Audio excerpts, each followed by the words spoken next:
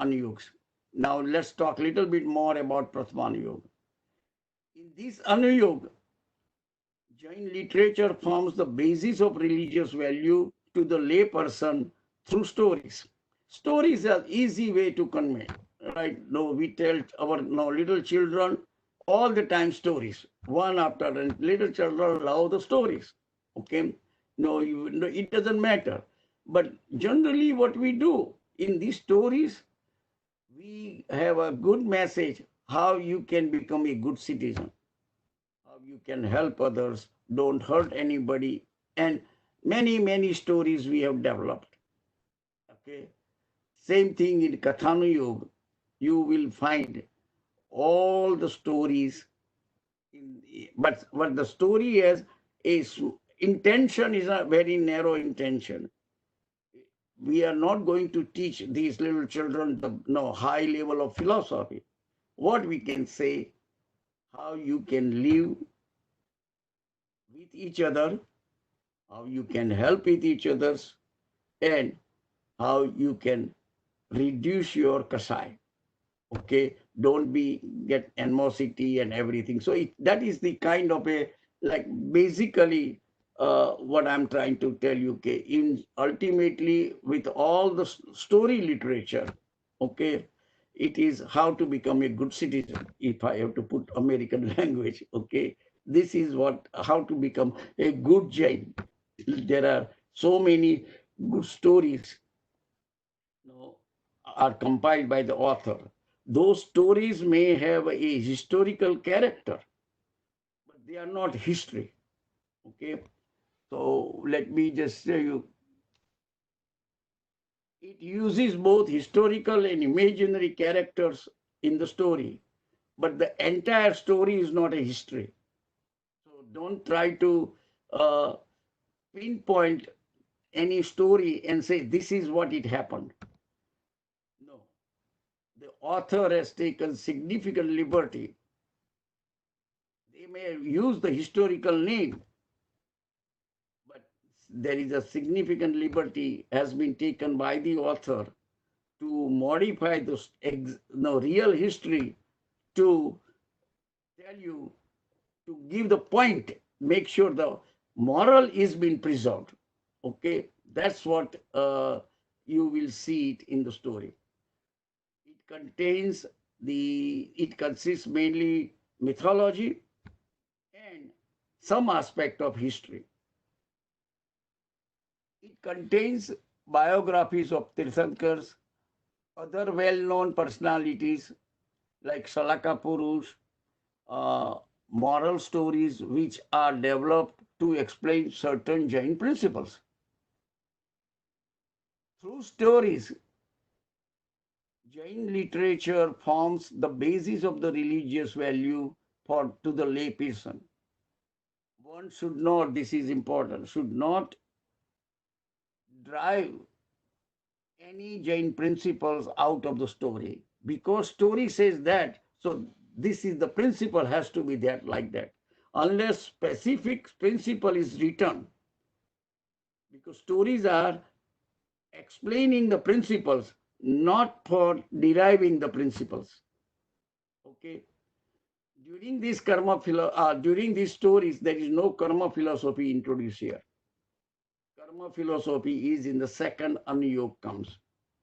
So what is the purpose here, the stories? Okay, I will just show you that one. That the what it contains in the story is, if you do good things, oh my God, just one second.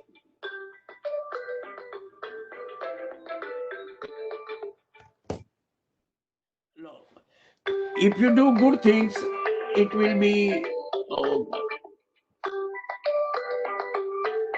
Oh, just 1 minute. Okay, I just don't know what is happening here. I forgot. All right. Okay. So in the Pratham-anuyog, in the story section, the principal moral is if you do good things, you will be rewarded. If you do bad things, you will be punished. Okay, very simple story. But how? How you will be punished or how you would be rewarded? He said, by the same people. No, if A helps B in the next life or even next hour, or it may be 5 lives later, you will be rewarded by B because you help B in the first life, whatever that life is. Okay. So it's a very simple, and it can be understandable by anybody. Oh, if I help A will help me. Very logical explanation. So don't hurt anybody, because that if you hurt anybody, say that person will come in the next life and will hurt me. And that also makes logical sense. So here they are not bringing even you are going to acquire bad karma, and then that bad karma is going to be, producing the result in the next life or some other life, and somebody else will come and hurt you. That kind of the concept comes into the next Anuyog. So what I'm trying to explain you here, that all these things what you are seeing is just the stories makes you a moral living, that kind of the things. And if you read Mahavir's life, the katha, that during the Vasudev, uh, Mahavir's the previous life, which is the 12th vow out of 27. The 12th, no, he was the Vasudev.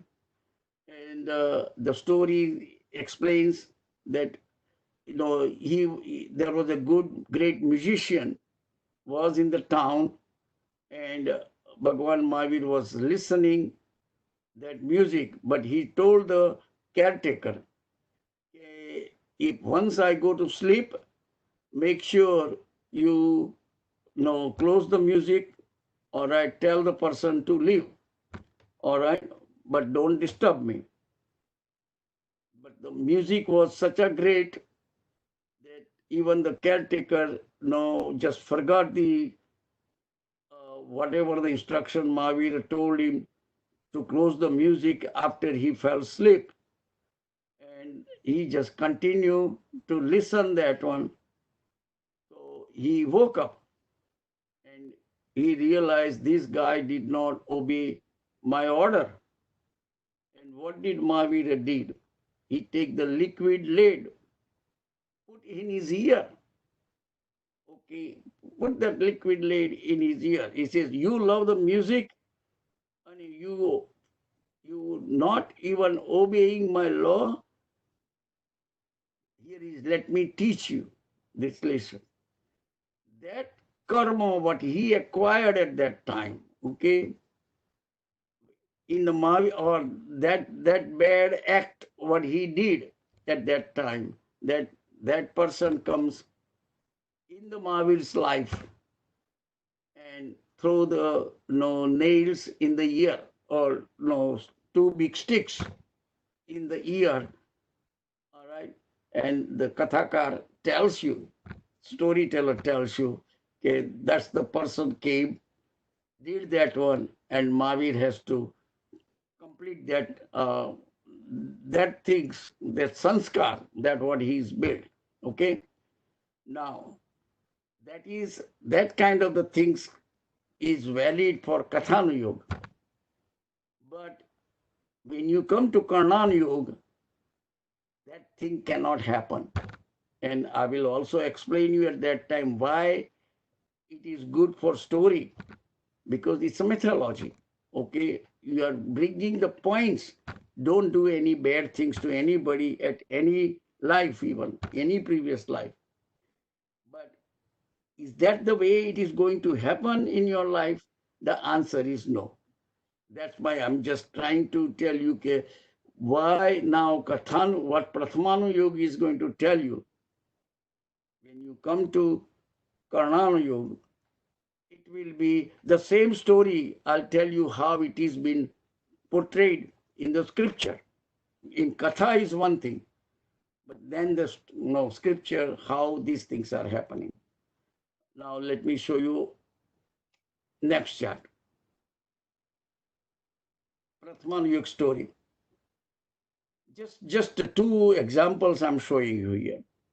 A person took a vow not to eat or drink at night, okay, which many of us will take that kind of the things, okay. I don't want to eat or drink at night, no water, nothing, okay. Or sometimes some people will say, I'll just drink the water and maybe once or twice and that's it, okay. However, under certain circumstances, he got sick. He could not keep the vow and drank a glass of water at night once. Now, since he could not keep the vow, okay, after death, he went to hell because he broke the vow. This is the story wants to explain the significance of the vow. Okay. If you take the vow, make sure you follow it. Don't take the vow and then when the circumstances change and you are breaking it. All right. And from that point of view, okay, after death, he went to hell because he broke the vow. Going hell is not important. He broke the vow. That's why he's going to feel the consequences. He's going to suffer for that. Okay. Now, here is another story. These are all from Agam literature. I'm trying to tell you. These stories is not like I made up. The stories are from Agam literature. But these are the story exist in the Agam. In another story, a non-vegetarian person took a vow not to eat meat of a bird. Okay, the person is a meat eater, and he said, okay, I love the bird's meat, but I am by listening to the sermon, Jain sermon, and listening the importance of the vow. Okay, the most lovable things for me is eating the bird's meat. And he said, I'm not going to eat. He continued to eat other types of meat daily and never broke his vow. Means he never eat bird's meat. After death, he went to heaven because he did not broke his vow throughout the life.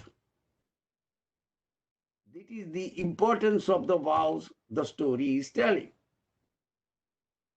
From now you can see from overall Jain principles and conduct point of view, one can conclude that these stories are wrong stories.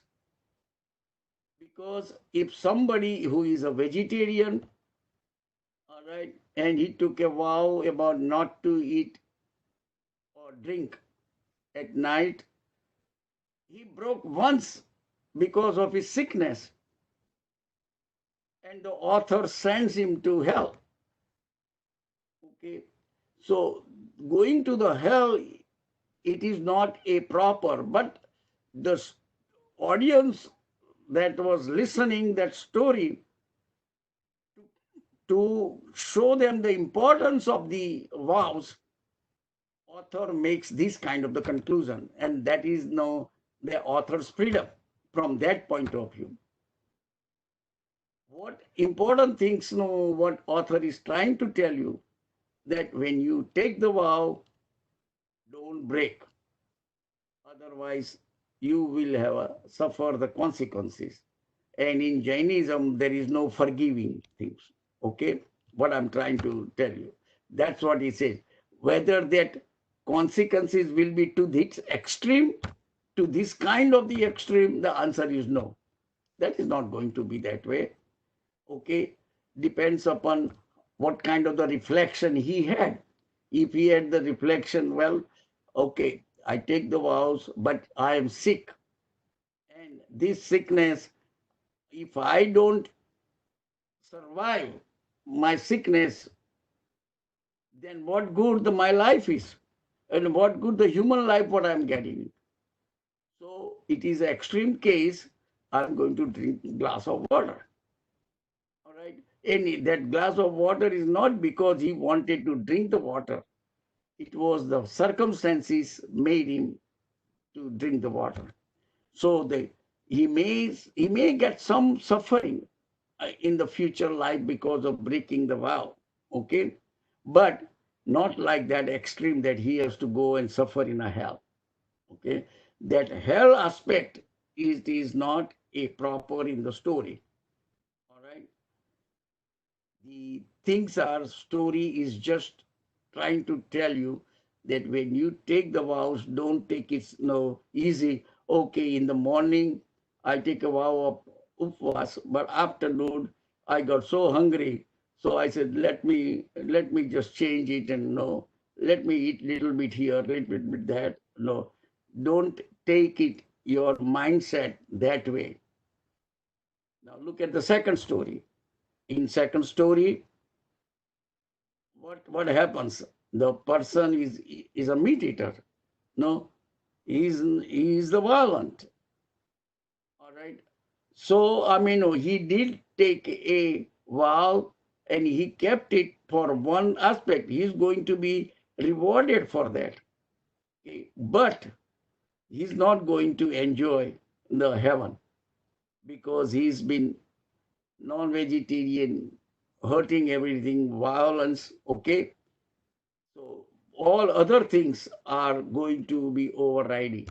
So whenever you read the story, make sure try to find what was the intent and what is the author's intent to tell about the stories. All right. However, the result, what author is saying, it is so exaggerated. And the reason he's doing so that when you take the vows, okay, you follow it properly. Okay. It's like we give a sugar-coated medicine to the children.